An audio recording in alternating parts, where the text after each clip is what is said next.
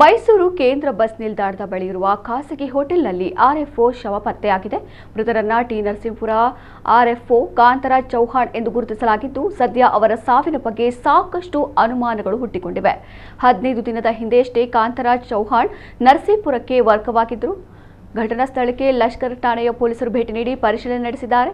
Yuvraj Galaxy hotel ಸಮೀಪದ Kumaran jewellers ಹಿಂಭಾಗದ ಕಾರಿಡಾರ್ನಲ್ಲಿ ಕಾಂತರಾಜ್ ಚೌಹಾಣ್ ಶವ ಪತ್ತೆಯಾಗಿದೆ. ಇವರ ಜೊತೆಗಿದ್ದ ಕಾಂತರಾಜ್ ಸ್ನೇಹಿತ ಮಲ್ಲನಗೌಡ ಪಾಟೀಲ್ ನಾಪತ್ತೆಯಾಗಿದ್ದಾರೆ ಎಂದು ತಿಳಿದು ಬಂದಿದೆ.